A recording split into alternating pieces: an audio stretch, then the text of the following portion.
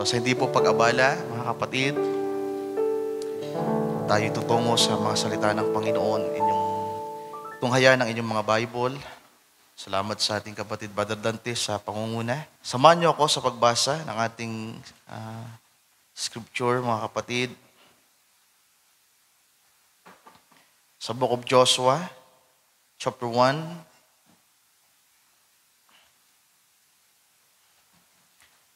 Beginning at verse 3. Okay, sabi sa Book of Joshua, chapter 1, verse 3. Every place that the sole of your foot shall tread upon, that have I given unto you, as I said unto Moses. From the wilderness and this Lebanon, even unto the great river, the river Euphrates, all the land of the Hittites, and unto the great sea toward going down of the sun, shall be your coast. There shall not any man be able to stand before thee all the days of thy life. As I was with Moses, so I will be with thee. I will not fail thee, nor forsake thee. Amen. Sabi sa verse 6, be strong and of a good courage. For unto these people shall thou divide for an inheritance the lands, which I swear unto their fathers to give them. Only be thou strong and be courageous, that thou mayest observe to do according to all the law which Moses my servant commanded thee. Turn not from it to the right and to the left, that thou mayest prosper whithersoever thou goest. This book of the law shall not depart out of thy mouth, but thou shalt meditate therein day and night, that thou mayest observe to do according to all that is written therein. For then thou shalt make thy way prosperous, and then thou shalt have good success. Tayo saglit na manalangin, mga kapatid. Aming dakilang Diyos, muli naming tinunghaya ng iyong mga salita. Dalangin namin, Lord, na ikaw po ang magbukas nito sa amin. Ikaw po ang mangusap sa aming kalagitnaan. Gamitin mo lamang po ang bawat isa sa amin na instrumento at sisidlan, Panginoong Diyos. At tulungan mo po kami na mapag-unawa ang iyong mga salita. At tulungan mo kami ng ilang mga sandaling aming ibubuno sa dakong ito. Alam namin ang kaway ay di papayag na matanggap namin ng ganun-ganun lamang ang iyong salita. O kaya nawa tulungan mo kami na magkaroon kami ng kalakasan, Panginoong Diyos. Iba yung focus sa pakikinig ng iyong mga salita upang hindi namin mapalampas ang mensahe na nais mong ipaabot sa amin sa gabing ito. Pagpalain mo po ito minsan pa at maging blessing nawa ito sa bawat isa amin. Sapagkat ito ang aming dalangin, ito ang aming inaasahan at sinasampalatayanan sa iyo pong dakila at banal na pangalan. It's only in the mighty name of you, our Lord and Savior, Jesus Christ. Amen. Amen. Ating palakpakan ng ating Panginoon, mga kapatid. Tayo po ay malaya ng makakaupo. Magandang gabi sa inyong lahat sa pangalan ng ating Panginoon. So siguro ang mga announcements sa linggo na lang. Dahil ako naman po ang preacher sa linggo. Ako ba? Ako? Okay, ako. So sa linggo na lang yung mga announcement, sa mga plano, sa mga next week po ay biyahe na namin. So sa Sunday na lang natin yan pag-usapan. So ngayong gabi ay tutungo agad tayo sa mga salita ng Panginoon, mga kapatid. At ipaalala nyo nga sa akin mamaya bago tayo mag-closing ng service. Sa panahon ng panalangin ay ipag-pray natin yung mga kapatid na mayroong request prayer. Sister Jenny ay nagpaabot ng message kanina, mayroong request prayer. At yung mga kapatid natin na hindi rin natin nakasama, ay sama natin sa panalangin. Si paalala mo, Brother Wilson, minsan nakakalimutan ko yon sa parting dulo. So, sa hindi po pag-abala, mga kapatid, para hindi tayo masyadong gabihin, at nang tayo ay makarami sa mga salita ng Panginoon. So, sa mga talatang ating binasa, ay nais ko pong humango ng paksa sa gabing ito na pinamagatan po natin na the successors. At meron tayong subtopic na keys to success.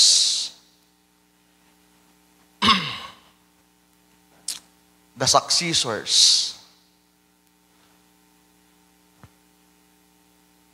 I-plus mo nga, Sir Mary Ann, pakita mo. Okay, tama.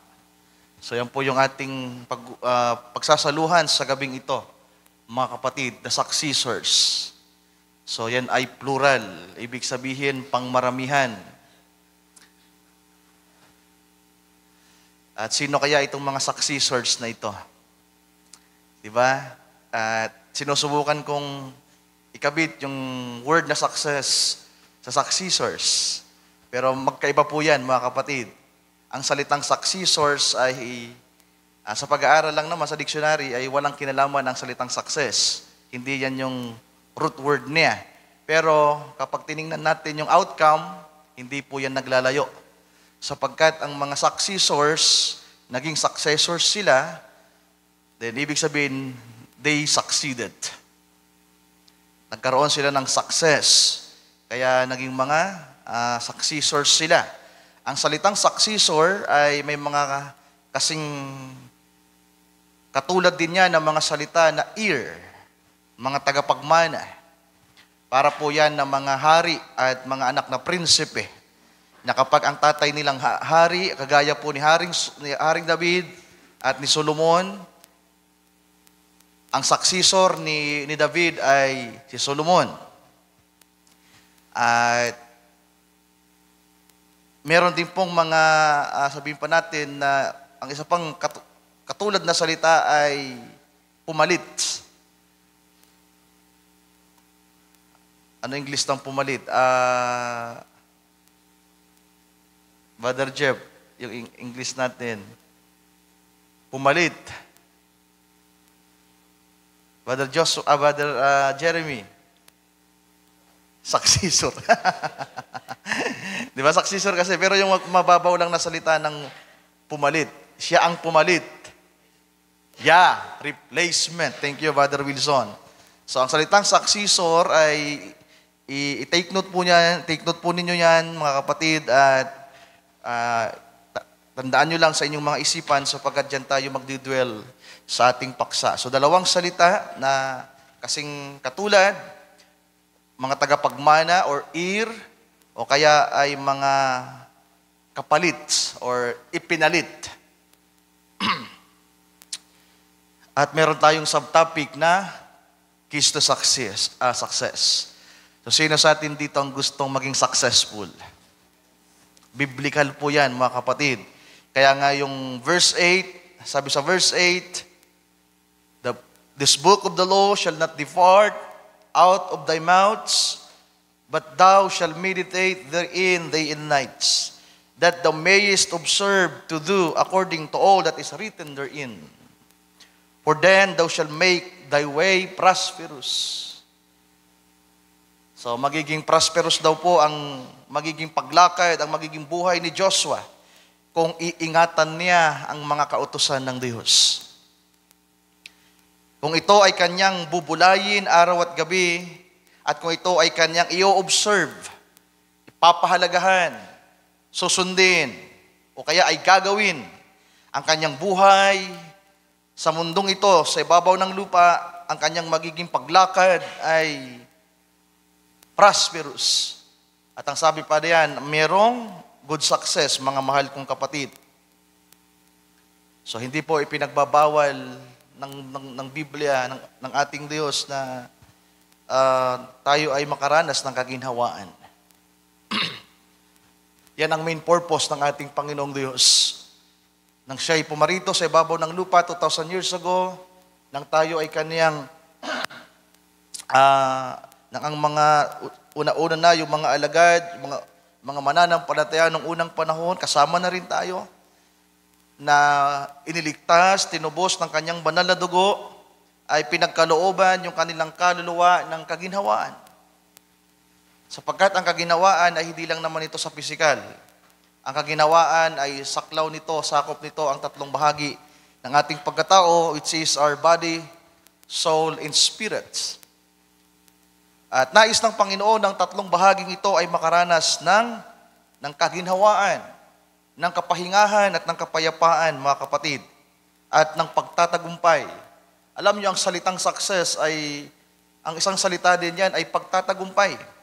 Pag tinagalog nyo nga po ang success, kapag tinagalog natin yung subtopic natin, mga susi para sa pagtatagumpay. Di ba? Mga susi para sa tagumpay. So, sino sa atin dito ang gustong magkaroon ng susi? At ibinigay ito ng Panginoon kay Joshua, mga mahal kong kapatid. Actually, itong paksa natin sa gabing ito ay in-inspire ako ng Panginoon na ito yung maging topic ngayong gabi sapagkat nung isang araw, kausap ko si Brother Jeremy, isa to sa in-encourage ko sa kanya. Di ba? Brother Jeremy? Isa to sa mensaheng ipinaabot ko sa kanya na magpakalakas ka. Huwag kang panghinaan ng loob, huwag kang matatakot. At kagabi, sa aming sharing sa Legazpi, sapagkat pumunta kami doon, naalala ko yung isinare ko sa group natin, sa Messenger, na may 5 mahalagang bagay na ilinista ko doon, na kung naalala nyo pa, yung mga nandun ay mga mababaw lamang na salita, pero may malalim na mensahe na ang title ko noon, Susi sa Tagumpay. Ang number 1 doon ay una lagi ang Panginoon dapat. Ang pangalawa ay, kung naalala nyo pa, yung pangalawa doon ay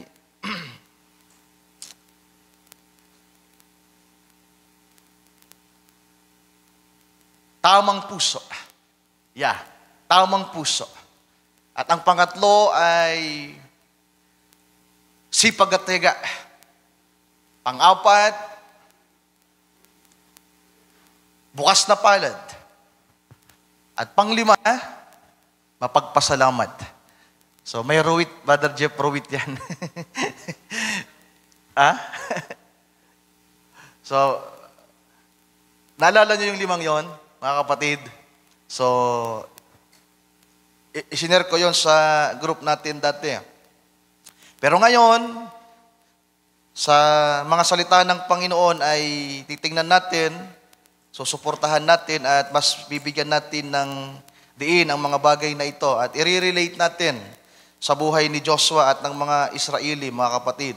So balikan natin yung binasa natin. Meron akong 5 inilista dito at yung mga nabanggit ko ay kasama na sa ating bibigyan ng pansin sa gabing ito. Okay. Kung titingnan nyo yung book of Joshua, mga kapatid, sa chapter 1, ito yung panahon na nagkaroon ng transition sa ministry sapagkat si Moses ay kinuha na ng Panginoon. At siya ay hindi nakapasok sa promised land. At itong si Joshua na kasama ni Moses sa paglalakbay from Egypt to wilderness, ang siyang pumalit kay Moses bilang leader o mangunguna sa bayan ng ating Panginoong Diyos, which is ang Israel. At narito yung komisyon ng Panginoong Diyos sa kanya. Sabi sa verse 3, patungkol ito sa pangakong lupain, sabi yan, every flight, Tagalogin nga natin, Sir Mary Ann, bawat dako na tutungtungan ng talampakan ng iyong paa ay naibigay ko na sa inyo. Well, hindi pa nila natatapakan, pero sabi ng Panginoon, bawat tutungtungan, bawat lugar, dako na tutungtungan ng talampakan ng inyong paa ay sa inyo na. Sa kanila na, kaya lang kinakailangan nilang humakbang.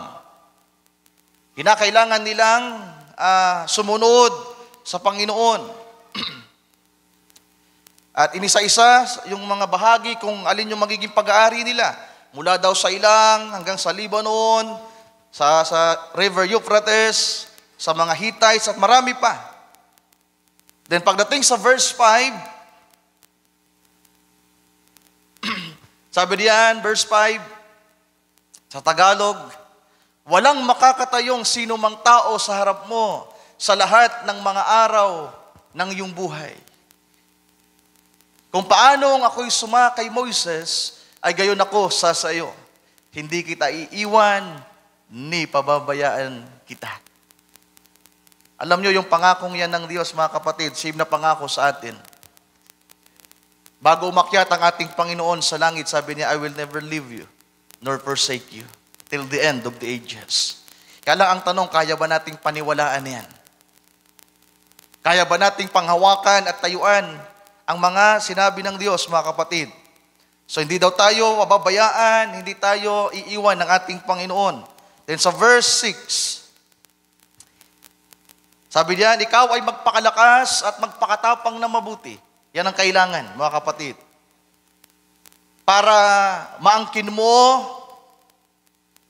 yung nasa verse 3, bawat dako na tutungtungan ng iyong paa ay magiging sayo, matutupad yung sinabi ng Diyos na ibinigay na sa kanila kung meron sila nito.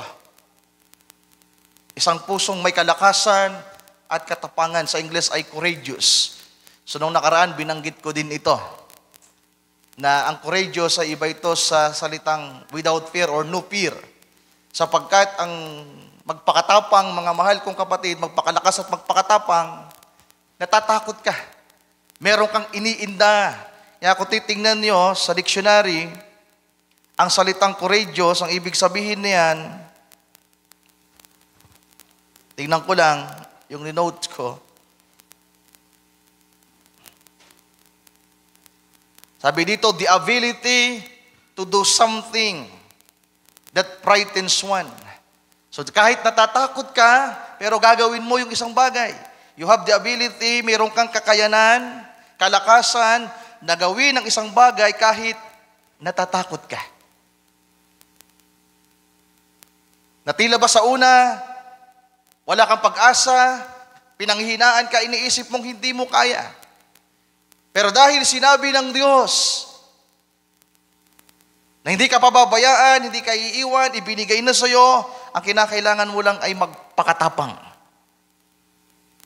Hallelujah. Kinakailangan mong magpakalakas. At ang sabi pa dito, ang sa pang-meaning, strength in the face of pain or griefs. Ang courageous daw ay kalakasan sa panahon ng meron kang nararamdamang sakit o griefs. Ang Tagalog ng griefs? Brother Jeff, parang pagdaramdam. Basta, hindi yan magandang feeling. Yeah. Pagdaramdam. Di ba?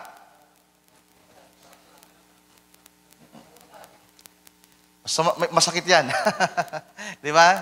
So, ang sabi dito ng dictionary, courage, una, is the ability to do something that frightens one. May kakayahan kang gawin ng isang bagay kahit natatakot ka. At meron kang kalakasan na harapin ang anumang sakit na nandiyan, mga mahal kong kapatid. So, ibig sabihin, hindi madali ang makamtan ang tagumpay. Bagamat totoo, we are ordained and we are destined to overcome. To be a victorious warrior, mga mahal kong kapatid. To be a conqueror. Pero kinakailangan nating pagdaanan ng ilang mga bagay na ibinigay ng Diyos na susi para ito ay ating lubos na maranasan. So ang una, para maging successor tayo, mamaya maintindihan natin ano meron sa successor, yan yung medyo malalim na bahagi ng mensahe natin sa gabing ito. Pero sa mababaw muna tayo, for the sake ng mga kapatid na kagaya ng ating kapatid Brother Jeremy at sa ilang pang mga kapatiran na kagaya ni Brother Joshua na nakasharing namin kagabi, na tila ba unstable pa, at alam kong hindi lamang sila ang mga nasa ganung kalagayan, kundi kahit yung may mga may asawa dito, sabihin natin na tila ba may mga pag-aalinlangan pa, wala pang lubos na paninindigan sa kung ano ang kalooban ng Diyos sa kanilang buhay. Dalangin ko at idalangin ninyo na ang mga talatang babasahin natin at ating pagsasaluhan sa gabing ito ay makatulong sa inyo, mga kapatid, at makatulong sa ating lahat. Una, nang sinabi ng Diyos kay Joshua sa verse 8, This book of the law shall not depart out of thy mouths, but thou shalt meditate therein day and night, that thou mayest observe to do according to all that is written therein. Ano meron diyan? I-connect natin yung unang sinabi ko kanina na na-share ko sa group. Una lagi ang Panginoon.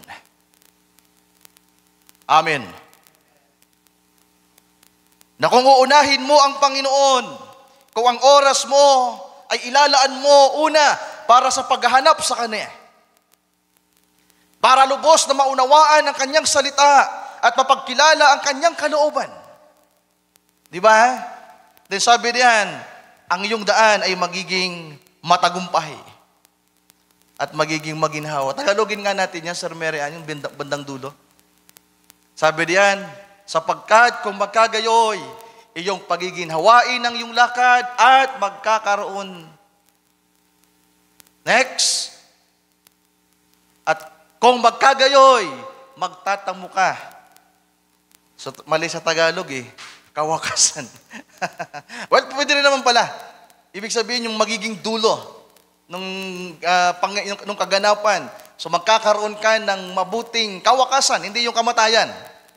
Para ba kasi kawakasan, tinutukoy na yung about sa kamatayan ni Joshua, pero magkakaroon ka ng mabuting pinali kung sa pag-conquer nila sa promised land. So gaano kahalaga, mga mahal kong kapatid, ito paalalan lang naman to sa atin, na dapat lagi una ang Panginoon sa buhay natin. So mag-review tayo ng ilang mga talata. Matthew 6:33. Nung nakaraan, binasa ko to sa mga kabataan. So kung di nyo pa po napakinggan yung preaching ko sa youth, kahit po yun pang youth, pagpapakinggan nyo po yun po ay lubos na makakatulong sa inyo, mga kapatid, kahit sa mga may asawa, sa nanay at tatay. Yung topic ko po ay God the Giver. At napaganda ng topic na yon, mga kapatid. So sabi sa Matthew 6:33 sa Tagalog, una lagi ang Panginoon, sabi diyan, datapwat, hanapin muna ninyo ang kanyang kaharian at ang kanyang katwiran. At ang lahat ng mga bagay na ito ay pawang idaragdag na lamang sa inyo. Amen. So magbabasa lang tayo. Psalms 34 verse 9 to 10. Psalms 34, 9 to 10. Sabi diyan, 34, Sir Mary Ann, 9 to 10. Verse 9 to 10. So bilisan natin.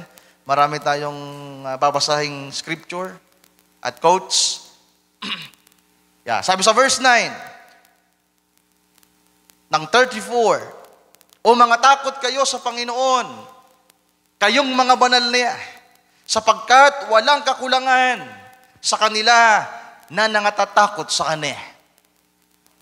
Wala daw pong kakulangan, mga mahal kong kapatid. English nga natin, Sister Mary Ann, mas maganda sa English. Sabi diyan, over the Lord, ye saints, for there is no one to them that fear Him. Ano sabi ng Proverbs 1:7? The fear of the Lord is the beginning of wisdom. Verse 8 ng Joshua chapter 1, meditates day and nights. Ibig sabihin, ano meron sa kautusan? Ano meron sa salita ng Diyos? Karunungan. Pero hindi ka basta-basta magtatamo ng karunungan kung wala kang paggalang at pagrespeto at pagsunod sa Diyos. Kung wala kang pagpapahalaga, kung ang puso mo ay walang pagpapahalaga sa Diyos at sa Kanyang mga salita, ang Kanyang salita ay magiging common lang ito sa iyo. Para itong ordinaryong babasahin lamang.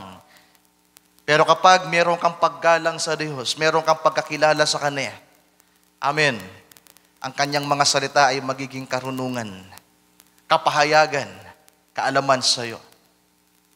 Verse 10, sa English muna.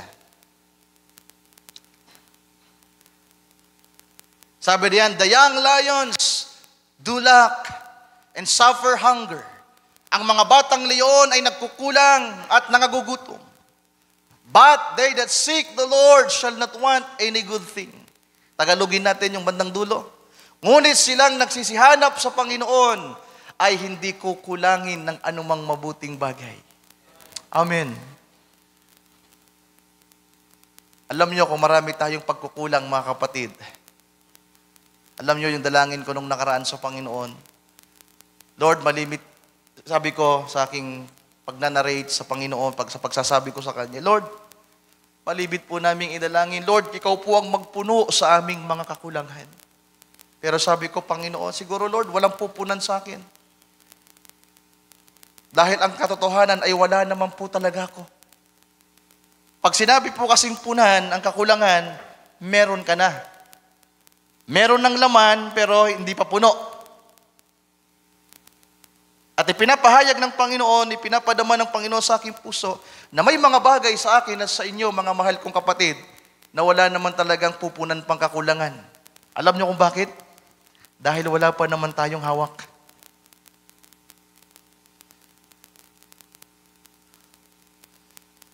Naintindihan niyo ba? Paano pupunan ng isang bagay kung wala pa kahit konti? So anong kailangan? Hindi lang ang dalangin natin, Lord, ikaw pa magpuno sa aming mga kakulangan, kundi dapat ang dalangin natin, Lord, sa lahat ng aming pangailangan sa mga bagay na wala kami, ipagkaloob mo nawa sa amin. Naging common na sa ating mga tagapanguna, preacher na, Lord, ikaw po ang magpuno sa aming mga kakulangan. Iniisip natin lagi, nire-relate natin lagi sa kahinaan. Pero may mga bagay, marahil, mga mahal kong kapatid, kahit hindi natin magawa ang kalooban ng Diyos dahil wala pa talaga tayo. At nawa ang Diyos ang magkaloob sa atin. Agape love, meron na ba tayo? Diba? Hindi natin pwedeng ipag-pray na punan ng Diyos dahil wala pa tayo nun. May mga bagay na tila ba, kung iisa-isahin natin yung from faith, virtue, knowledge, temperance, patience, godliness, brotherly kindness, at magbubulay tayo ngayon, meron na kaya tayo nun? Meron na kaya tayong brotherly kindness at pupunan na lang ng Diyos, dadagdagan na lang ng ating Panginoon. So sabi ng banal na kasulatan na binasa natin, sa mga nakatatakot at naghahanap sa Kanya, ay hindi pagkukulangin. Amen. Take note for that verse, mga kapatid. Yan lang, kung magagawa nating sampalatayanan na yan. Ano meron sa una? Ano meron sa una lagi ang Panginoon? Paano mo magagawa ito na siya'y laging una? Kapag ang puso mo ay merong pagkilala at pagtitiwala sa Kanya. Hindi mo magagawang unahin ang Diyos kung hindi mo siya lubusang kilala at wala kang lubos na pagtitiwala sa Kanya.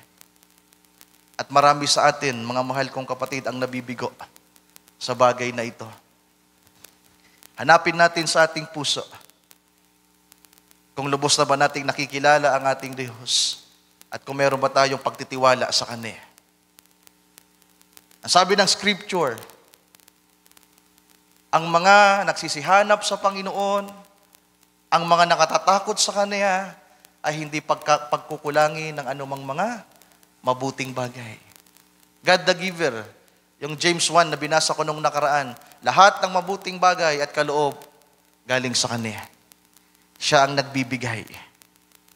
Sa mga hindi nakapakinig ng pangaral ko, mga kapatid, lahat ng bagay na meron tayo galing sa Kanya. Amen. Kaya bakit tayo matatakot? Bakit tayo mag-aalinlangan? Bakit tayo tatalikod sa Diyos? Di ba? Bakit susukuan natin yung Kanyang mga pangako at iiwanan natin ang Kanyang salita? Ang kailangan natin ay pagtitiwalang lubos sa Kanya. Amen. Alam niyo, mahirap po kasi mga kapatid na magtiwala sa Diyos kung hindi pa talaga natin siya lubos na kilala at wala tayong karanasan sa Kanya. Mamaya papasok tayo sa pangalawa. Paano nagawang nagtiwala ni Joshua at ng ilang pang mga karakter sa Bible sa Diyos at nagawa nilang sundin ang Panginoon at sila ay nagtagumpay, mga kapatid. So tuloy ko lang muna yung pagbasa. 37:25 ng Psalms. Huling 3 talata sa bahaging ito. Tapos tutungo tayo sa pangalawa. Sabi sa verse 25, I have been young, sabi ni David, and now am old. Yet have I not seen the righteous forsaken, nor his seed begging bread. Sa Tagalog, ako'y naging bata at ngayon matanda na. Gayunmay, hindi ko nakita ang matuwid na pinabayaan, ni ang kanyang lahi man ay nagpapalimos ng tinapay. Sabi ni David, nakita ko ang Diyos. Nakita ko paano siya gumawa sa mga matuwid.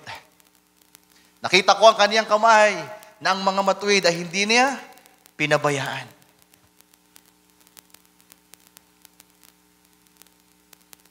Kaya kung tila po ba marami tayong pangangailangan, mga mahal kong kapatid, isa lang ibig sabihin nun, hindi pa tayo matuwid. Pero yan, paano ba kami magiging matuwid? Basahin natin ang sabi ni Pablo, mga kapatid. Roma 1:17. Ang isang matuwid na tao kailanmay hindi pinabayaan at pababayaan ng Diyos. Can we say amen to that? Ang natatakot sa Diyos, ang naghahanap sa Kanya. Hallelujah. At ang matuwid sa Kanyang paningin ay hindi pababayaan kailanman. Sabi sa verse 17 ng Roma 1, for therein is the righteousness of God revealed from faith to faith, as it is written, the just shall live by faith. Tagalogin natin, sapagkat dito ang katwiran ng Diyos ay nahayag mula sa pananampalataya hanggang sa pananampalataya, gaya ng nasusulat. Ngunit ang ganap ay mabubuhay sa pamamagitan ng, ang katwiran daw ng Diyos ay nahayag sa pamamagitan ng pananampalataya. Kaya anong merong una?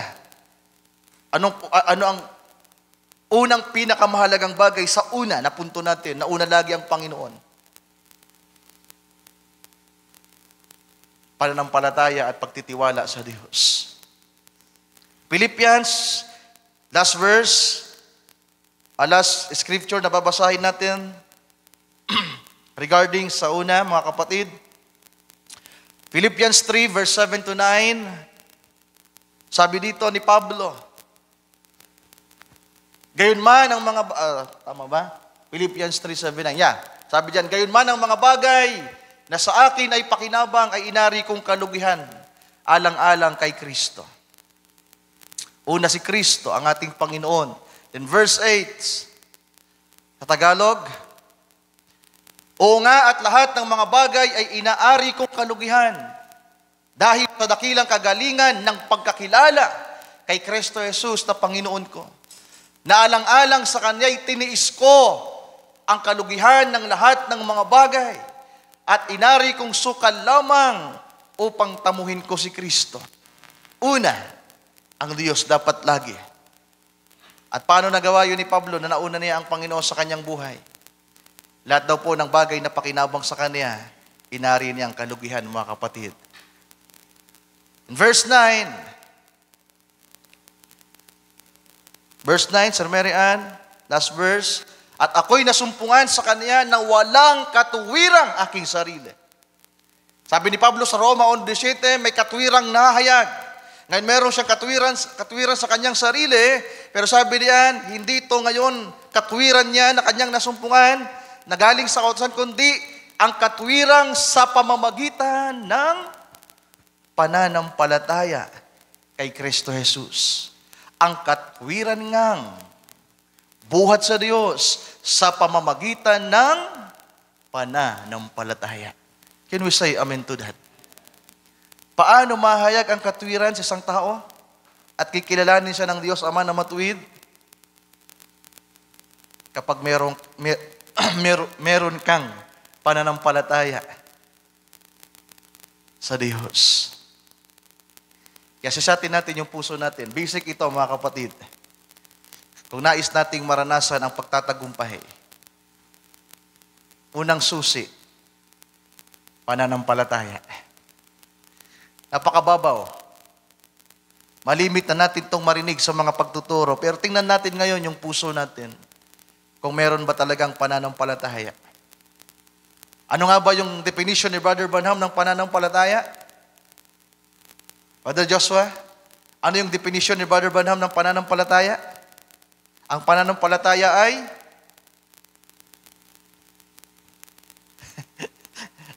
Ang pananampalataya ay kapahayagan kung sino siya.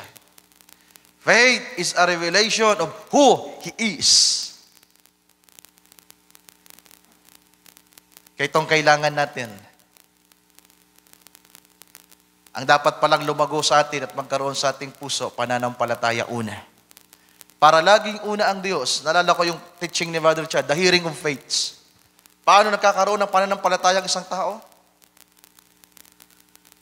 Diba? Roma 10:17, faith cometh by hearing. In hearing, in hearing, in hearing, in hearing. Kung gusto nating lumago yung pananampalataya natin, patuloy tayong makikinig at mag-o-observe ng salita ng Diyos. Day and nights. Hindi lamang pag-araw ng Miyerkules, hindi lamang pag-araw ng Linggo. Kung gusto nating magtagumpay, mga mahal kong kapatid, kinakailangang palaguin natin ang pananampalataya sa ating pusa. Ang dami nating inaalala, masyado tayong abala sa maraming bagay, sa may mga negosyo, pinapalago ang kanilang negosyo, ang mga may investment, mga may puhunan, ang mga may trabaho, di ba? Hindi masamang magtrabaho. Hindi masamang mamuhunan, magnegosyo, mga mahal kong kapatid, as long as na dapat lagi una ang Diyos. Kung meron mang unang inaalala mo na lumalago pa, namuhunan ka na ba? Mamaya dadaanan natin yan. Bilang Kristiyano, namuhunan ka na ba? Si Pablo, namuhunan siya, mga kapatid. Tutungo tayo sa pangalawa. Para i-connect na natin. Ang pangalawang mahalagang bagay para sa pagtatagumpay. Doon sa linista ko dati, tamang puso. Pero ang pangalawa ko ngayon ay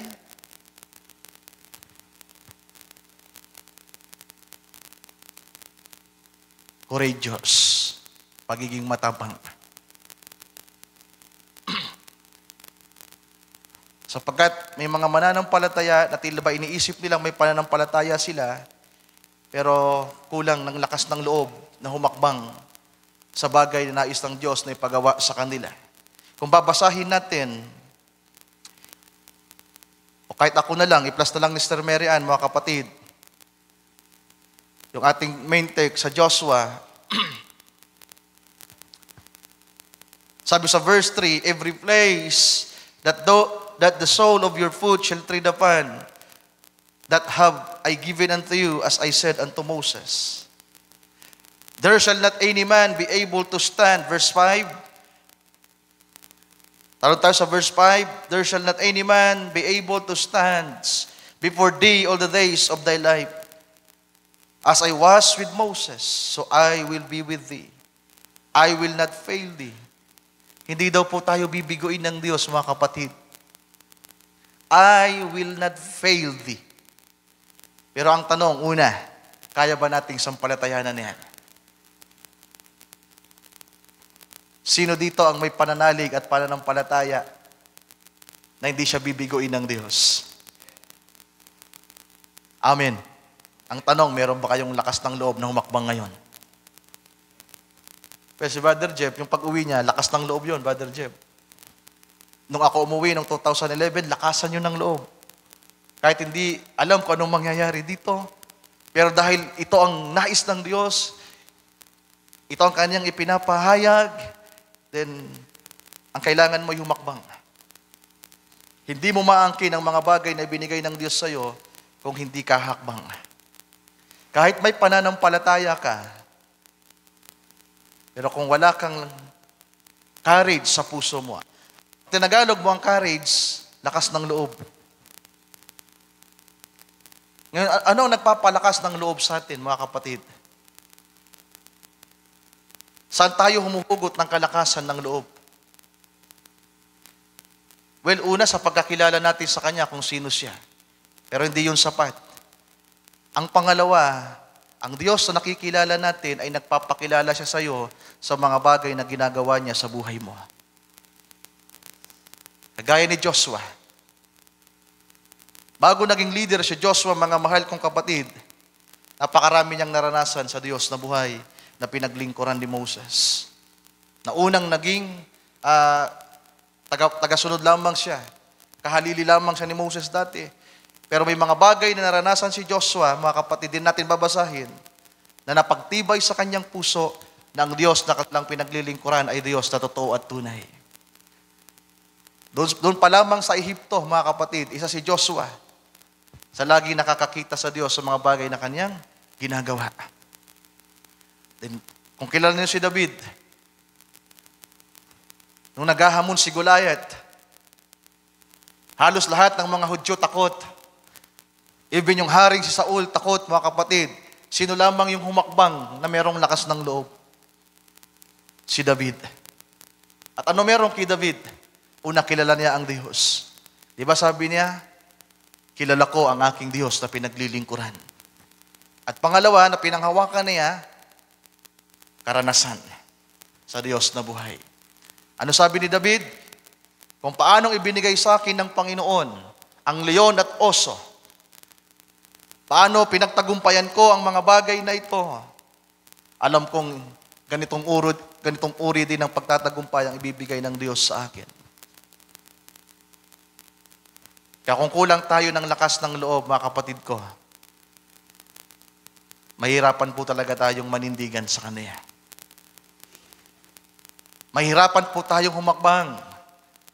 Na bagamat ang Diyos andiyan na. Sinabi na niya sa kanyang salita, hindi na tayo pababayaan. I will not fail you, nor forsake you. Yung mga talatang binasa natin sa Psalms, ang mga matuwid, ang mga may pananampalataya sa Diyos, ay hindi pagkukulangin. Amen. Sabi ni Haring David na may karanasan sa Diyos, ako'y naging bata at kayo'y matanda na. Kailanman ay hindi ko nakita na ang mga matuwid ay pinabayaan ng Diyos. Well, tingnan natin yung ating sarili. Kung tila ba may mga kakulangan sa atin, mga kapatid, isa lang ibig sabihin nun. Doon pa lang sa nauna lagi ang Diyos, na dapat meron tayong taglay na pagkakilala, pagtitiwala, pananampalataya sa Kanya, nagkukulang tayo. I-take note nyo yun, isa isip nyo, isa puso nyo. Kung meron tayong dapat palaguin, hindi ang negosyo mo, Brother Dante.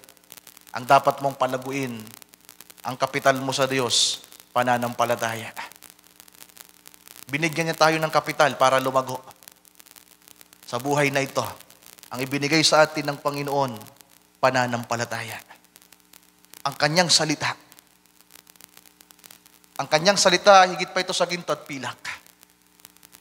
Ang kanyang salita ay higit pa ito sa billion, trillion dollars. Di ba?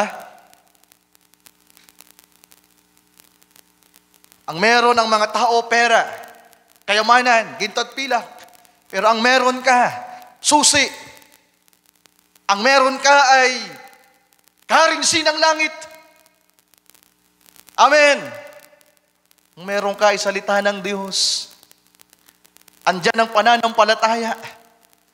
At kinakailangan mong taguin na yan. Pinagbubuti natin yung ating trabaho. Pinagbubuti natin yung ating pag-aaral. Wala dyan ang totoong success, mga kapatid. Wala dyan ang totoong tagumpay. Ang totoong tagumpay ay nasa pananalig sa Diyos. Nasa pananampalataya. Brother Joshua, sana tumimo yan sa inyong mga puso, Brother Jeremy.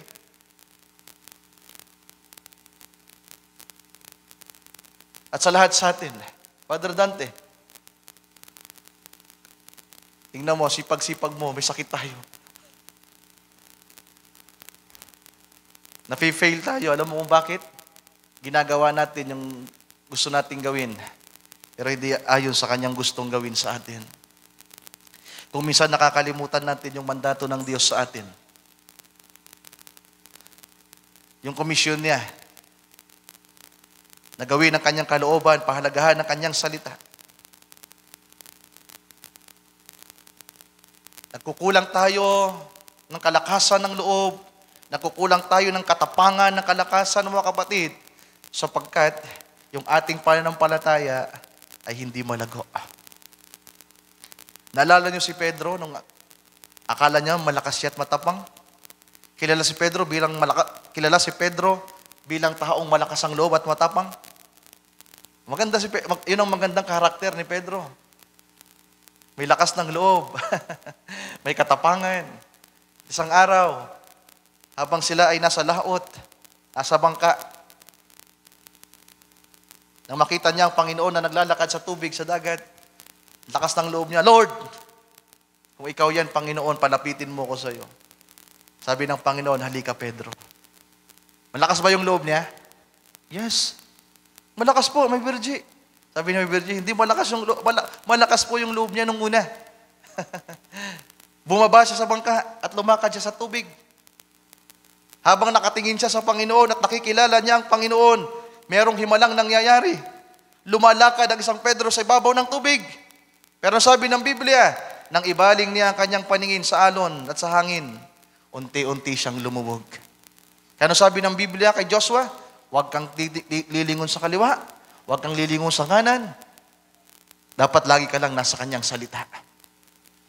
Every time na pag-aalilanganan mo ang kanyang salita at ibabaling mo ang iyong paningin, ang iyong kaisipan sa mga bagay ng mundo,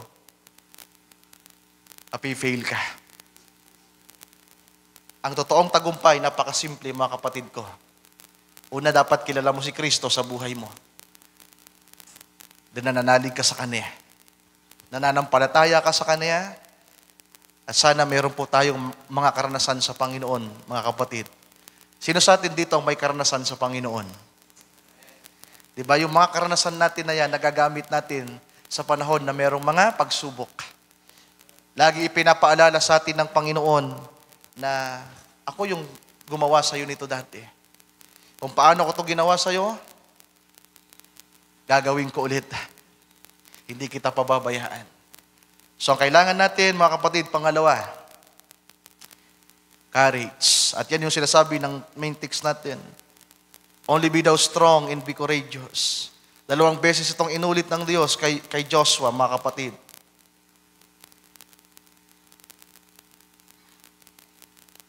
Ecclesiastes, basahin natin. Basa tayo ng verse. Chapter 11. Verse 4. Verse 4 na lang, Sir Mary Ann. I-take note nyo from verse 1 to 4, pero babasahin ko lang ang verse 4. Sabi sa verse 4, he that observeth the winds shall not sow, and he that regardeth the clouds shall not reap. Sa GNB version, basahin ko sa GNB, mga kapatid, yung bahaging yan.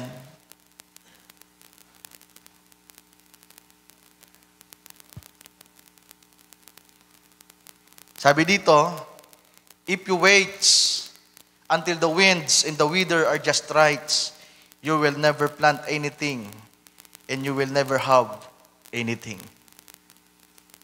Narinig niyo po ba? Kung hihintahin daw po natin na tumigil ang hangin at umayos ang panahon at ito'y maging mabuti, hindi tayo magtatanim ng anuman at hindi rin tayo magkakaroon ng anuman.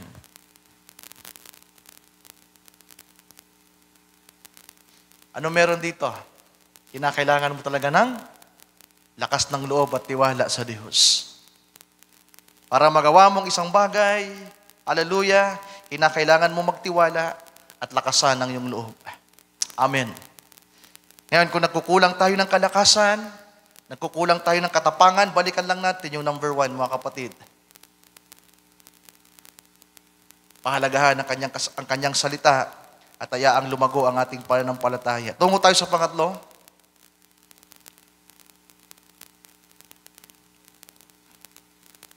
Ito yung number 3 ko. Kung babasahin natin ang verse 7 ng Joshua, pero pwede mo nang sundan, Sir Mary Ann. Sabi ng verse 7, only be thou strong and very courageous, that thou mayest observe to do according to all the law. Turn not from it to the right hand or to the left, that thou mayest prosper whithersoever thou goest. So ano yung pangatlo natin? Ginawa ko pangatlo yung tamang kalagayan ng puso. Ang pangatlo natin, tamang kalagayan ng puso, mga kapatid. Sabi diyan, turn not from it to the right not to the left, that thou mayest prosper whithersoever thou goest. Isa rin po sa nagiging suliranin ng mga mananampalataya kapag yung kanilang puso ay hindi tama ang kalagayan. Kung meron mang pangunahin na lagi nating sisiyasatin, mga mahal kong kapatid, kahit meron ka ng lakas ng loob, kinakailangan lagi mong babantayan yung puso mo. Nabanggit ko kanina si Pedro, nabanggit ko kanina si David. Ano nangyari sa kanila? Naranasan po nilang mabigo din along the way. Every time na merong bagay na hindi tama sa kalagayan ng kanilang puso, ang pagtatagumpay ay hindi nila nararanasan. Na kinakailangan ma-maintain yung kalakasan na nasa atin, yung katapangan na meron sa atin sa pamagitan ng kanyang salita, mga kapatid. Pero kinakailangan nagbabantay din tayo sa ating puso. Kinakailangan yung mga achievement na ating tinatamo, yung mga bagay na ating tinatanggap, hindi natin to maangkin na galing sa atin. Sapagkat lahat ng bagay galing sa Kanya. Kung minsan ang nagiging suliranin ng mga mananampalataya, kapag meron na, kapag may mga na-accomplish na, kagaya ng bayan ng Israel, nakalimutan na nila ang Diyos na naglilid sa kanila. Hindi nila naingatan ang kanilang puso, nagkaroon ng pagmamataas. At kapag ang puso ng isang tao ay nawala sa tamang kalagayan, asahan mo, napakaraming scripture na nagsasabi, mga mahal kong kapatid, bago ang kapahamakan, ay pagtitiwala muna sa sarili. Kaya anumang bagay na matanggap natin, sa pamagitan ng salita ng Diyos, sumakbang ka, andito ka ngayon. May mga bagay kang naranasan. Sa unang bahagi, pangalawa, humakbang ka. Then dahil sa paghakbang mo, may mga bagay na ipinagkaloob ang Diyos sa iyo, sapagkat tapat siya sa kanyang pangako, na bawat tutungtungan ng iyong pa sa iyo na. Amen.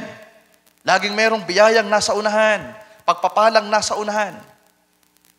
Pero kinakailangan yung puso mo, tama rin lagi yung kalagayan. Dahil maaring habang nararanasan mo yung mga bagay na tinatanggap mo, biglang doon na matuon ang iyong puso. Na imbis na sa Diyos, may mga bagay nang dumarating sa iyo, tinatanggap mo. Papasok tayo doon sa paksako nung Sunday sa mga kabataan. Imbis na nakasentro ka doon sa nagbibigay, masesentro ka na doon sa mga bagay na kanyang ibinibigay. At isa ito sa suliranin ng mga tao, mga kapatid. Kahit man tayo. Dahil sa katapatan mo, nakilala mo ang Panginoon sa pananampalataya, hallelujah, ginawa mo ang kanyang kalooban, humakbang ka, then may mga bagay na ginawa ang Diyos sa buhay mo. Nagkaroon ka ngayon ng trabaho, Brother Dante. Naalala ko yung patotoo mong nanikluhod ka sa Diyos na umiiyak. May opportunity sa Manila, di mo tinanggap. Tama ba? Dumulog ka sa Diyos, by faith, you prayed, and God heard you. At tinugon ng Panginoon yung dalangin mo, binigyan ka ng trabaho. Hindi lang isa, hindi lang dalawa, 3. Pero anong daw anong nangyari? Hindi mo naingatan yung puso mo.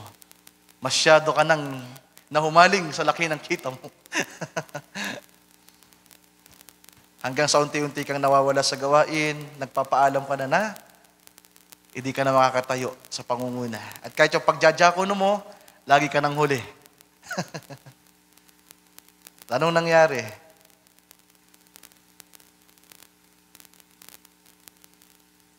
At alam ko makaka-relate tayo, mga kapatid. Sa may mga trabaho, binigyan kayo ng Diyos ng trabaho. Sana nga ipinag-pray nyo yan. By faith yung mga trabahong yan. Pero kadalasan, kapag ang isang mananampalataya ay hindi na nakapag-ingay. Tapos, Brother Joshua, na-amaze ako sa iyo dati, Brad. Pero ngayon, alam mo na yon. Pag tinitingnan ko yung spreadsheet, Brad, isa ka na sa ikinalulungkot ko. Brother Gideon. Itong dalawang to, magkasabay to Nung mga call center pa sila.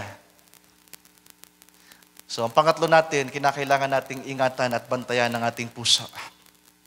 Ano pinag-uusapan natin sa gabing ito, mga kapatid?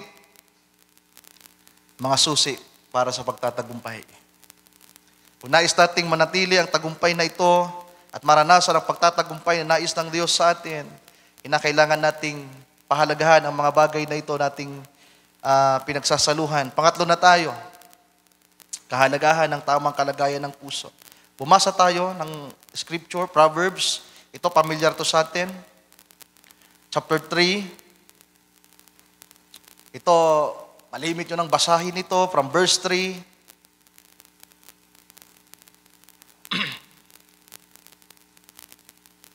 Verse 5 na lang, Sir Mary Ann. Verse 5 to 7. Sabi diyan, trust in the Lord with all thine hearts, and lean not unto thy own understanding. Amen. Amen. Hallelujah. Trust in the Lord with all thine heart. Number 1 yan natin. Pagtitiwala sa Diyos. Then pangalawa, lakas ng loob, tapang, na humakbang, na gawin ang kanyang kalooban. Pero kinakailangan, mag-ingat ka. Lean not unto thy own understanding. And verse 6, in all thy ways, acknowledge Him, and He shall direct thy paths. Amen.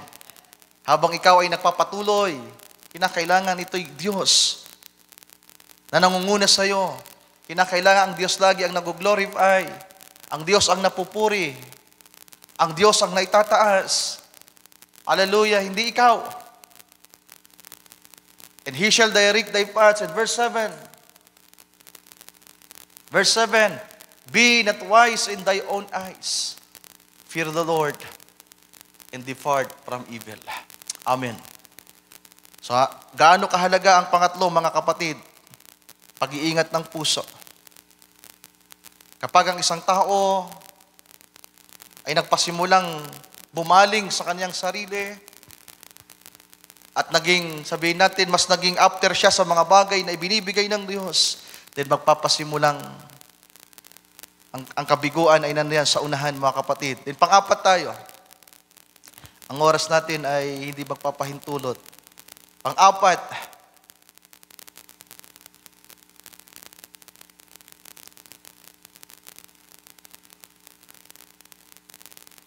babasahin ko lang yung verse 3 at dito natin kukunin yung pang-apat natin. Every place that the sole of your foot shall tread upon, that have I given unto you. Tagalogin nga natin, Sir Mary Ann. Bawat dakong tutungtungan ng talampakan ng iyong paa ay naibigay ko na sa inyo. Kung kayo ang tatanungin ko, tingnan niyo mabuti yung verse 3. Isang salita. Ano ang pwedeng isang salita na makita niyo sa verse 3? Bawat dakong tungtungan ng talampakan ng iyong, bawat dakong tutungtungan ng talampakan ng iyong paa ay naibigay ko na sa inyo. Sa palagay nyo, ano pa ang isang susi na kailangan natin para magtagumpay? Ang keyword dyan, dako, tutungtungan, talampakan, paa.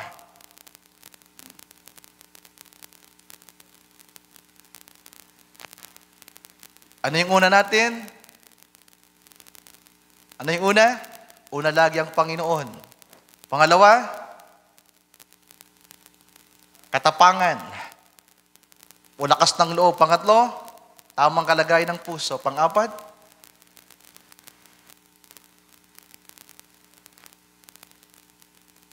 Father Jeremy, pwede ka bang tumayo, Father Jeremy? Saan galing sila Joshua? Upo ka muna. Saan galing sila Joshua, mga kapatid? From Egypt. Lumabas sila sa Egypt, naglakad sa unang ilang, tumawid sa dagat na pula, ilang ulit, namatay si Moses, tapos tatawid na sila ngayon sa River Jordan. Pagtawid sa River Jordan, Promised Land, at bawat kaharian na nandoon ay kinakailangan nilang angkinin at kubkubin. Ang pang-apat, pagiging masipag. Ano meron sa pagiging masipag, mga kapatid? Andyan yung sipag at tiyaga eh. Yung ando sa pinost ko sa messenger natin, isa sa susi, sipag at tiyaga.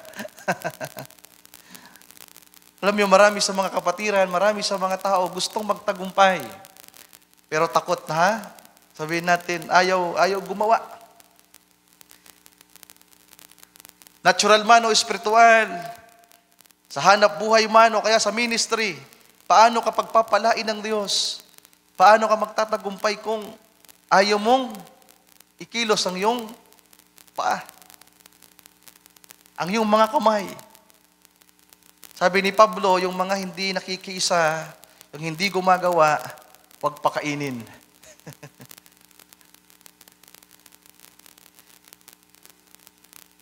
Sa mundo, mga mahal kong kapatid, malimit yung marinig, yung mga nagiging matagumpay ng mga tao dahil sa sipag at tiyaga.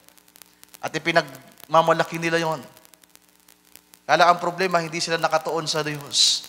Naalala ko may nag-viral dati. Kung napansin nyo yung mga nakaraan na blasphemy yung kanyang ginawa, sabi niya, bakit lagi ang Diyos ang nakikredits? Nakagraduate ka, sabihin mo, salamat, nakagraduate ako, salamat sa Diyos. Naging matagumpay yung negosyo ko, salamat sa Diyos, sabi ng taong ito, bakit lagi ang Diyos ang nakikredit? Ikaw naman yung nag-aral. Ikaw yung nag-exam. Kaya sabi nung lalaking ito, vlogger siya. Sino nakapanood nun? Wala? Wala nakapanood. Vlogger, kilala siya. Maraming mga born again na mga pastor at mga vlogger din na nagalit sa taong yon sapagkat sabi niya, dapat kung merong makikredit, ikaw, hindi ang Diyos. Dahil nung nag-aaral ka, di mo naman kasama ang Diyos. Pero pag pinag-usapan ng pagiging Kristiyano, mga mahal kong kapatid, kinakailangan anuman yung bagay na ginagawa natin, makakakilos tayo, ito'y dahil sa Kanya. Amen. Ngayon, kung hindi tayo kikilos, hindi tayo makikiisa, makikituwang, in natural man o spiritual, pag nating asahan yung pagtatagumpay. Kung nais nating maging matagumpay, si Brother Jeremy, napakasipag nito. In natural. Pero sana i-apply natin sa spiritual yung pagiging masipag natin. Pagiging masipag hindi sa trabaho sa labas, kundi ang susi sa totoong tagumpay, pagiging masipag sa gawain ng Diyos. Dahil kahit gaano ka kasipag sa mundo, kapag isa kang Kristiyano na tinawag ng Diyos, sabi ng Book of Isaiah, para kang isang taong nagtatrabaho na sumisweldo, inilalagay mo ang iyong pera sa isang butas na bulsa. Na kahit anong kayod mo, triple time, halos ubusin mo yung oras mo sa pagtatrabaho, pero parang wala. Laging kapos.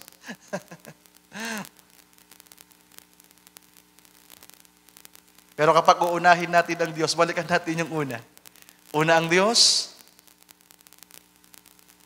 maninindigan ka sa Kanyang kalooban, kaya uunahin mo ang Kanyang gawain. Tama yung kalagay ng puso mo.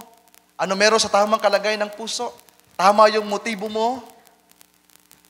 Hindi ka magpapakasipag para may angat ka. Hindi ka magpapakasipag para palitan mo yung, yung lingkod ng Diyos na nangunguna. O kaya naman nagpapakasipag ka para tingalain ka ng mga tao. Well, wala doon yung pagtatagumpay, mga kapatid. Tamang kalagay ng puso, dapat tama yung motibo mo. Kung masipag ka sa gawain at ginagampanan mo yung ministry na pinagkatiwala sa iyo ng Diyos, gawin mo ito na mayroong tamang motibo at layunin. At ano ang layunin natin sa gawain ng Diyos? Siya ang mag-glorify, mga kapatid.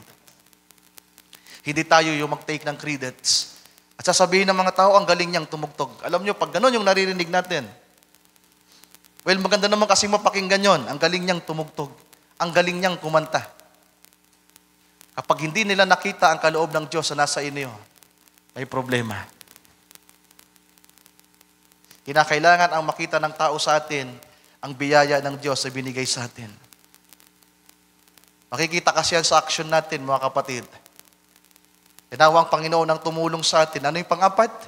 Pagiging masipag sa gawain ng Diyos. Kung gusto nating magtagumpay, maranasan yung prosperous life, good success, sa sinabi ng Panginoong Diyos kay Joshua, hallelujah, kinakailangan nating lumakad. Yung linalakaran natin dito, gaano lang kalayo. Marami sa atin, nakamotor pa. Naalala ko ulit ikaw, Brother Jeremy, I'm sorry. Actually, nung nakaraan, nung paalis ka na, lagi ko nasabi ko, baka naman kasi lagi ko nababanggit si Jeremy, kaya medyo nanlamig din. Pero ikaw talagang gusto ko laging banggitin, Brad. Mahal kita. Okay lang ba yun sa'yo? Kasi naalala ko to sabi na, Kuya Ryan, nag-message pala doon, di pa ako makakatin ng gawain kasi yung motor ko nasira.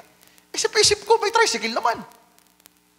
Magkano na naman yung pamasahe pag nag-tricycle? O kaya, nagpasundo si Brother Jeremy, o kaya naglakad ka na lang. Aabot ka pa rin kahit pa paano. Santo Domingo lang naman yan. Pwede mo ang joggingin yan. Yun lang naman yung naramdaman ko. So, lalong-lalo naman kung malapit lang tayo. Gaano kalayo yung nilakad nila Joshua from Egypt to Promised Land? 5 taon. Pagiging masipag yon. Kung tatamad-tamad ka, hindi ka makakarating doon. Kasabi ng Book of Hebrews, sabi ni Pablo, hallelujah, sa mga masipag na nakikituwang sa gawain ng Diyos, hindi kayo kakalimutan ng Diyos. Amen. Hindi liko ang Diyos upang kalimutan ang mga bagay na ginawa ninyo. At doon sa bahaging baba, sabi niya, mga kapatid, huwag kayong maging mga... Sino nakakalala ng verse? Huwag kayong maging mga tamad. Search nyo na lang, mga kapatid. So, ang pang-apat natin, pagiging masipag sa gawain ng Diyos. The number 5, tapos tutungo tayo sa pinakamahalagang punto about the successors. So ito, encouragement lang ito, yung unang bahagi. Number 5 tayo.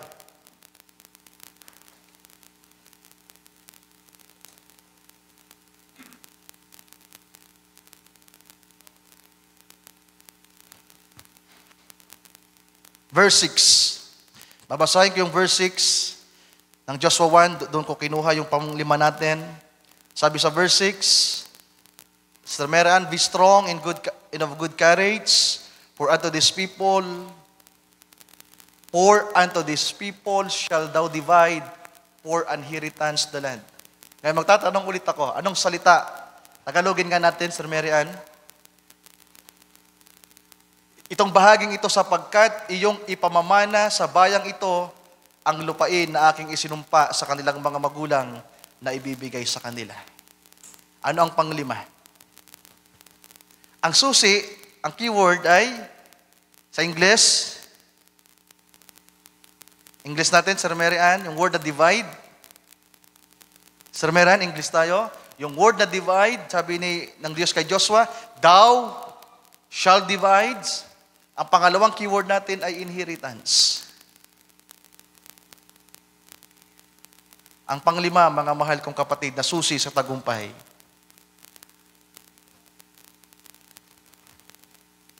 Ano ang kabaliktaran ng pagiging makasarili? Ha? Pag tinagalog natin, ano sabi doon sa Tagalog? Iyong ibibigay, tinangan natin? Iyong ibibigay. Yan ang susi. Kinakailangan mapagbigay ka. Alam niyo si Joshua kung mali ang kalagayan ng kanyang puso. Siya ang leader na mananagumpay, mga kapatid. Nang makita niya ang promised land, parang si Kibuloy, inangkin niya na sa kanya. Nahuli tuloy siya ngayon. May napanood akong, ang dami, wag na si Kibuloy. Uubos yung oras ko kay Kibuloy.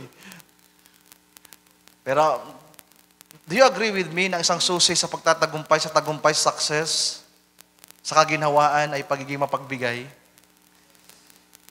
Alam niyo, mahirap para kay Joshua. Alam mo, kapag ang puso ng isang tao ay mali ang kalagayan ng puso, pwedeng malula siya sa kayamanan, sa pamanang tatanggapin nila.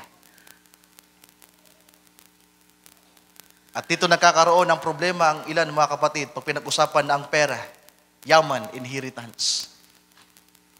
Hindi nila magawang bitawan kung minsan.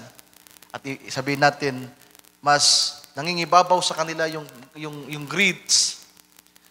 Kapag nasilaw na sila sa lupa, nasilaw na sila sa mga, sabihin natin, mga material na bagay, sa pera, na imbis na para sa mga anak ng Diyos, ang nangyayari kahit sa iglesia, nagkakaroon ng korupsyon. Sa tithes, sa mga offering, sa mga pledges. Kaya nga sa atin, transparent tayo. Si Brother Wilson, kapag lumalapit ako sa kanya, sabi ko, Brother Wilson, pahiram muna ako sa funds natin. Sabi ni Brother Wilson, Brother Ryan, wag mo nang hiramin. Love gift na yun sa'yo. Sabi ko, hindi, hiram yan. Ang nakakakita ng spreadsheet namin, si Brother Wilson saka si Brother Richard, kapag andun talaga lahat, kapag makita nyo yung spreadsheet, malulungkot kayo. Dahil may mga kapatid na kinakailangang makuha ang mga susing ito.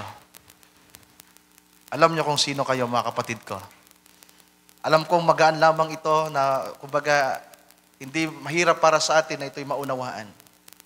Ang kailangan lang natin ay paniwalaan ito, tanggapin natin ng buong buo, magbulay tayo, kagaya na sinasabi ng Scripture, at humingi tayo ng tulong sa Panginoon na yung mga bagay na ito ay magawa natin. Nais kong bumasa ng ilang Scripture, mga kapatid, sa panglima natin. Sana maabot natin yung pinakamahalagang punto. May babasahin ako mga quotes. Hebrews, laktawan ko na po yung iba. Chapter 13, Sir Mary Ann.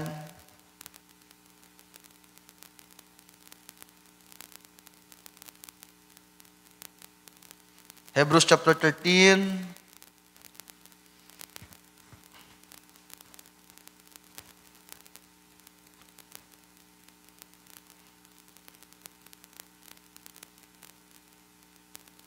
Verse 16, sa Tagalog, verse 16, datapwat ang paggawa ng mabuti at ang pag-abuloy ay huwag niyong kalimutan sapagkat sa mga gayong hain, ang Diyos ay totoong nalulugod. Ano meron dito? Bakit isinama natin? Paggawa ng mabuti at pag-aabuloy, may kinalaman ang pagbibigay. Kung nais nating maranasan ang pagtatagumpay, mga kapatid, a prosperous life, in a good success, kinakailangan yung mga, doon sa messenger na sinend ko, simple lang yung salitang ginamit doon, bukas na palad. Kinakailangan meron kang kamay na handang makibahagi. Amen. Can we say amen to that? Isa yan sa susi, mga mahal kong kapatid. Huwag mong aangkinin ang isang bagay na galing sa Diyos. Lagi nating iisipin, lahat ng meron sa atin ay galing sa Kanya. Amen. Nais kong bumasa ng quotes, mga kapatid. Pakitulungan ako, Sir Mary Ann. Ang keyword natin ay successor mismo. Meron akong 3 quotes, pero siguro ito na lang isa. Sapat na to. I-type mo ang word na successor. Maraming nirawan si Brother Branham na successor, si Elias, si John the Baptist, ang mga apostol. Pero ang kukunin ko na lang ay si Joshua para related sa ating topic. Successor, walang S. Successor. Then ang topic ni Brother Branham ay If God Be With Us, 1961. Punta ka sa pinakababa. Yeah. Okay, from paragraph 175. Simulan natin sa 175. Okay. Sabi dito ni Brother Branham, mga kapatid, basahin ninyo. Sabi niya, no matter how unreal it seems, you just do what God tells you to do, you will find out that His Word is still the same. Just get the clouds back, the sun is already shining. So, ang gusto kong bigyan ng pansin dyan, yung unang bahagi ng paragraph 175 na sabi ni Brother Branham, no matter how unreal it seems, you just do what God tells you to do. Amen. Tila ba napaka-imposible ng isang bagay, parang hindi makatotohanan, gawin mo lang ang ipinapagawa ng Diyos sa iyo. Then paragraph 176, sabi niya, Joshua, oh that great conqueror, oh that successor of Moses, a man that God loves, a mighty warrior, a man that God loves. God told him, as I was with Moses, so will I will be with you. But before the walls fell, Joshua marched according to the chief captain's orders. So sino yung chief captains? Sino yung may order, mga kapatid? Ang Diyos. Bago daw po bumagsak yung wall of Jericho, itong si Joshua ay nagmarcha. Na sinusunod kung ano yung order ng kanilang hukbong kapitan. Dilit iba ang ating Panginoong Diyos. Sa pagpapatuloy, sabi dito, around the wall 13 times before the power of God ever struck the thing, he marched around the wall and sounded the trumpets. According to the word of God that the chief captain told him out there when he met him. He marched according to the word of God. What did he do? Sabi ng prophet, anong ginawa ni Joshua? He acted upon the words. Anong ginawa ni Joshua? He acted upon the words. Amen. Ginawa niya kung ano yung sinasabi ng salita. At ano yung sumunod na nangyari, mga kapatid? Sabi diyan, then he saw the miracle. Then paragraph 177, you know, just to sound a trumpet, don't shake down a wall that you can run chariot races around, sounding a trumpet. But God said, just march around the walls 7 times. And on the last day, march 7. Sabi niya, 13 times. So dito ko lang ito napagtanto na 13 times pala lahat. Meron pala talagang eksakto kasi sabi doon, 7 beses, ibig sabihin unang 6, tag-iisa, sa pang-7, 7 beses iikot. Kaya 6 plus 7, kaya 13 times. Sabi pa dito, and as you go around the wall at the last time, let the priest go before with the ark and sound the trumpets. And when the trumpet sounds, the wall will shake down. Amen. What they do, he saw the miracle of God after he acted on the word of God. Bago daw po nila naranasan ng himala, mga kapatid ko, ang ginawa ni Joshua ay umakto kung ano ang sinasabi ng salita ng Diyos. Amen. Umakto. Pag pinag-usapan ang pag-akto sa salita ng Panginoon, mga kapatid ko, yung unang 5, pwede nating i-apply ito sa ating sarili. Lahat ng ito ay may kinalaman sa pagtalima at pagsunod sa kanyang salita.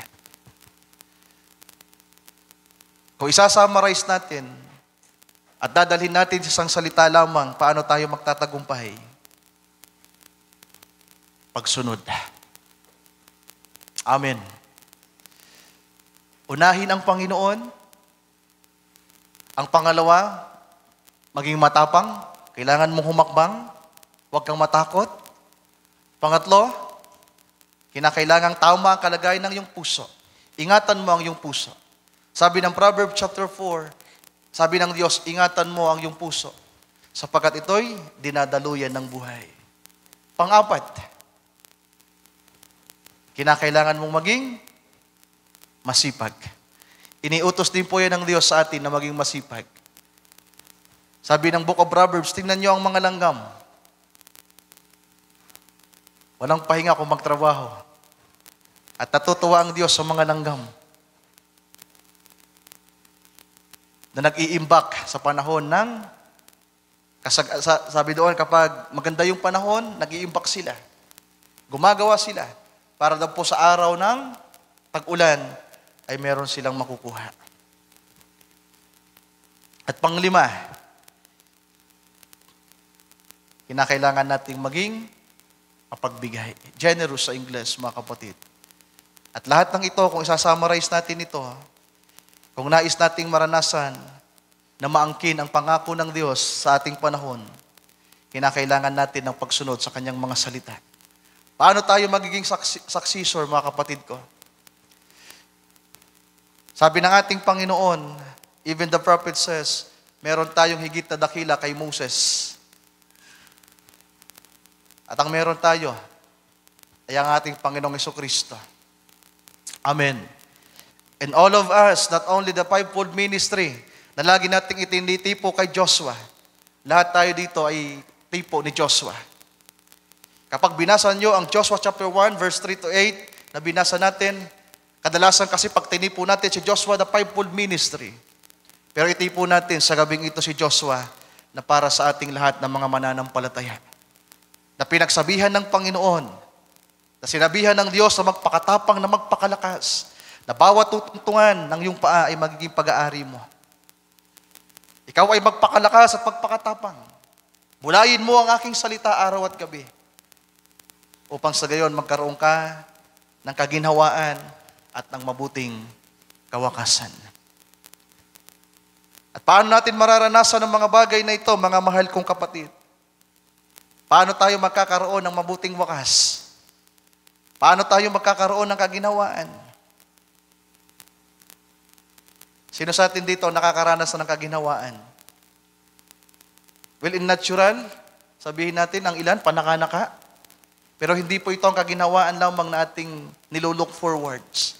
Bagamat totoo, habang tayo nandito sa mundo, kaya tayo nagsisikap, yung unang 5 ay pwede nating apply sa natural, hindi naman po masama, kagaya na sinabi ko kanina, ang maranasan na kaginhawaan sa mundong ito. Sapagkat yan naman po ang nais ng Diyos sa atin. Hallelujah.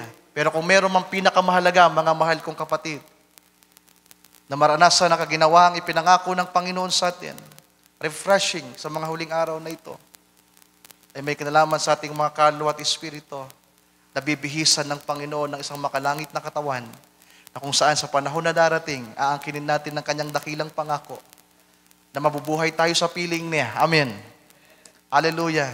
Na wala ng anumang pagdurusa, paghihirap, at ang naroon ay lubos na pagtatagumpay sa piling ng ating Panginoong Jesucristo. Paano tayo magiging mga successors? Si Kristo ba ang papalitan natin? Well, ang ating Panginoon, kuir natin siya. Paano tayo magiging successors? Kailan tayo magiging successors? Revelation chapter 11, verse 15. Ano meron sa Revelation chapter 11, verse 15? Basahin nga natin, Sister Mary Ann. May kinalaman niya sa quote na binasa natin. Nang hipan ni Joshua ang trompeta ng mga pari, sa panahon ni Joshua ang mga trompeta, ang wall of Jericho na humaharang ay ito'y naging himala para sa kanila, mga kapatid ko. At kahit doon sa promised land, hallelujah, nagawa nilang angkinin dahil sa pagtalima nila sa salita ng Diyos. Sa Revelation 11:15, sabi diyan, and the seventh angel sounded, and there were great voices in heaven saying, the kingdom of this world are become the kingdoms of our Lord and of His Christ, and He shall reign forever and ever. In the kingdoms of these words, kingdoms of this world, sino ang nagmamayari ng kingdom ngayon ng mundo? Sino ang mayaman? Si Bill Gates? Sino yung isang pinakamayaman ngayon? Si Elon Musk? Sino ang mga makapangyarihan ngayon na nakaluklok sa trono, mga kapatid? Pero isang araw, hallelujah, kung paanong nagkaroon ng mga properties at nagkaroon ng authority ang 11 tribes, ang mga Hudyo sa Promised Land, tayo rin naman, sabi ng Biblia, binasa kanina ni Brother Dante yung the Beatitude sa Matthew chapter 5. Sabi doon, mapalad ang may mga malinis na puso sapagkat makikita nila ang Diyos. Mapalad ang mga may maamong puso sapagkat magiging pag-aari nila ang lupang ito. Amen. Magiging successors tayo, hindi ng ating Panginoon lamang. Papalitan natin si Satanas sa mundong ito na nagmamay-ari ngayon. tayo ang papalit sa Kanya. Amen. Sapagkat ang lupang ito, ang mga bagay na meron dito, ay galing sa ating Panginoong Diyos. We are co-heir of Christ, mga kapatid. Tayo ay kasamang tagapagmana ng ating Panginoon. Pero si Satanas na nakaluklok ngayon sa trono ng mundo, isang araw patatalsikin ng Diyos at tayo ang papalit sa trono. Takasama natin ang Panginoon na maghahari sa loob ng 1,000 taon. Hallelujah ng mga mananagumpay. Amen. Pwede ba nating palakpakan ng ating Panginoon? Hallelujah. So kung nais natin na maranasan ang lubos na pagtatagumpay, in natural man or in spiritual, mga mahal kong kapatid, sa mga kabataan na nandito, kahit sa mga may asawa, i-apply natin to both in natural and spiritual, mga kapatid ko. Kung nais nating maranasan ang prosperous life, good success, amen? Ano yung 5? Una, unahin lagi ang Diyos. Kuya Ryan, parang mahirap. Kailangan mo ng pangalawa, lakas ng loob. Kuya Ryan, ano kung magkakaroon ng lakas ng loob? Dapat tama ang puso mo. Sisatin mo muna ang puso mo. Kuya Ryan, bala yung kalagayan ng puso ko. Magpakasipag ka. Dumalo ka ng gawain. Magbaksa ka ng Biblia. I-review mo ang mga pangangaral. Magkakaroon ka ng knowledge. Amen. Sa pakikinig mo ng salita, yung puso mo, lilinisin ng Diyos. Amen. Then 5, huwag kang maging makasarili. Kinakailangan, handa kang maglingkod. At kapag nabaliktad natin yan, mga kapatid ko, kapag yung 5 yan nabaliktad natin, hindi una ang Diyos, duwag, dahil lang sa pangangailangan, gusto nang tumakas, dahil lang sa gutom, nag-compromise na. Pangatlo, yung kalagayan ng puso, iba yung motibo. Dumadalo sa gawain kasi after ng mga bagay na pwedeng matanggap niya.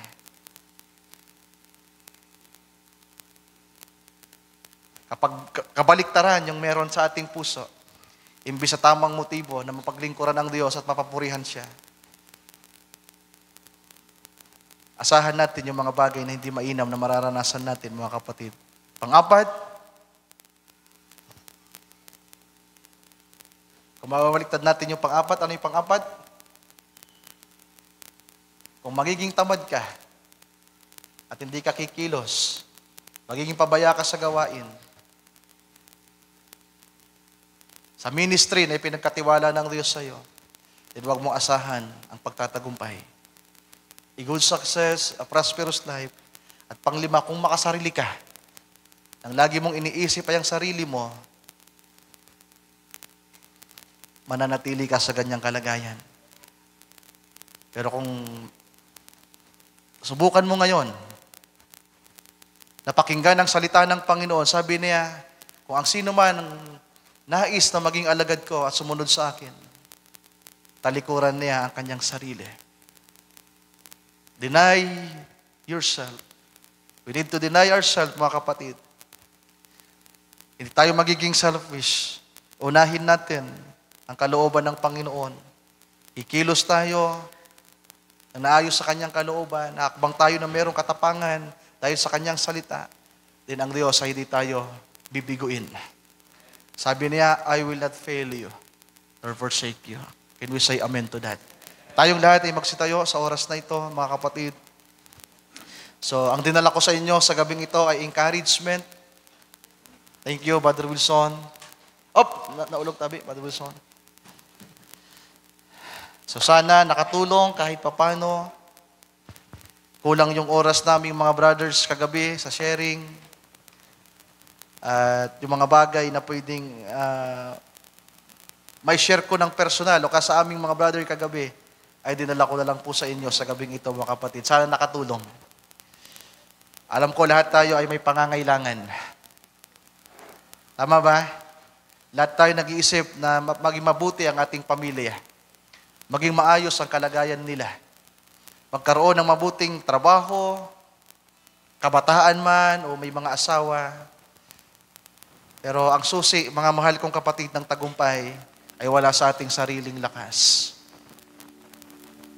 Kinakailangan ang puhunan natin ay hindi yung ating sarili. Yung puhunan natin, hindi pera. Hindi yung ating sariling lakas o kakayanan.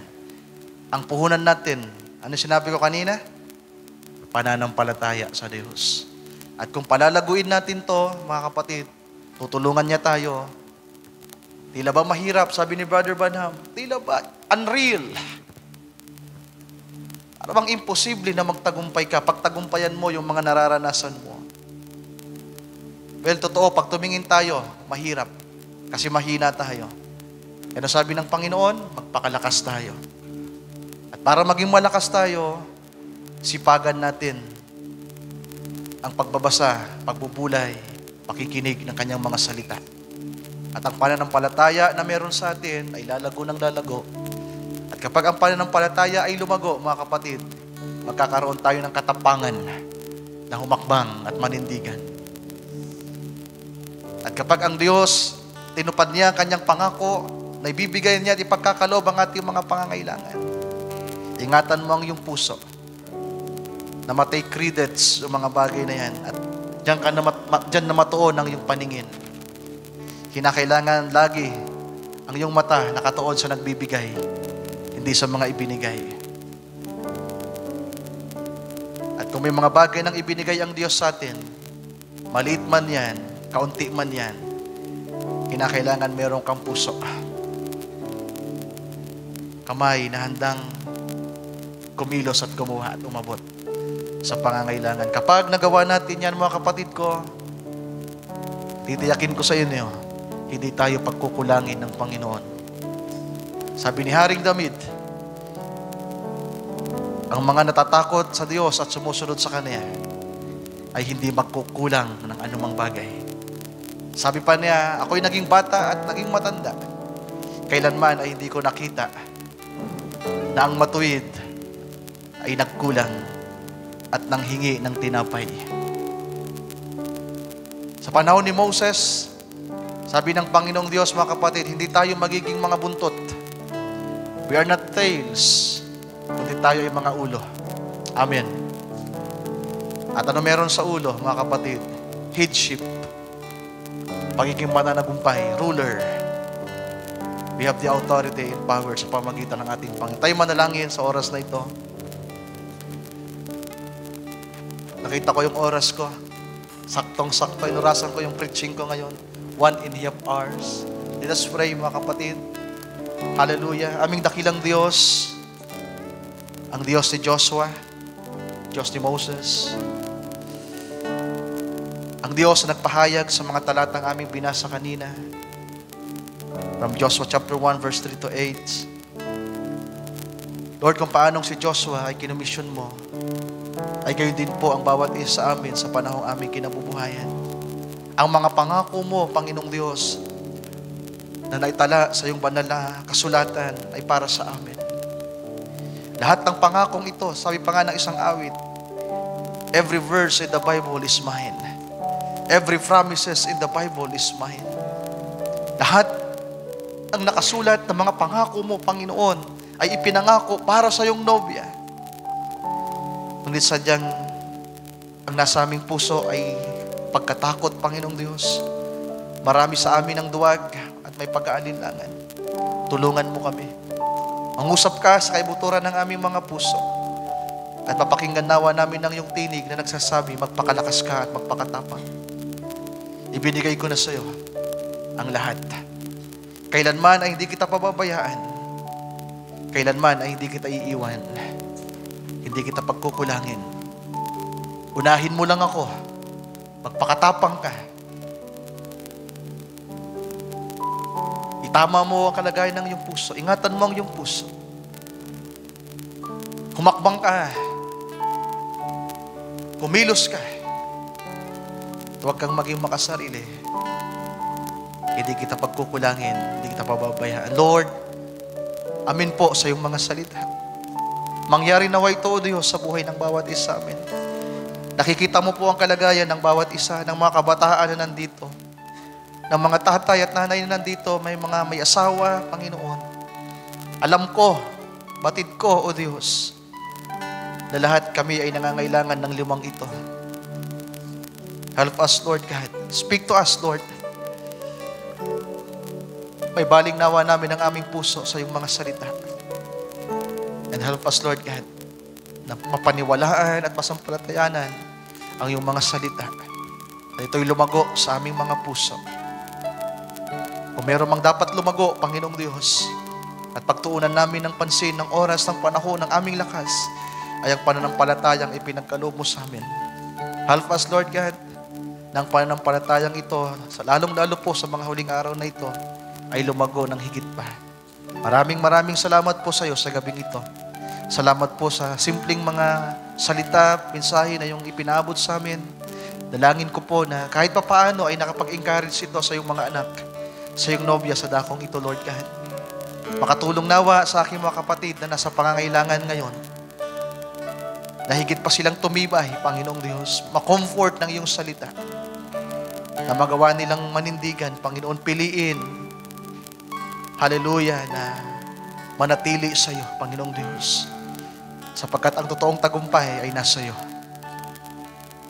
Ang totoong kaginawaan ay nasa iyo.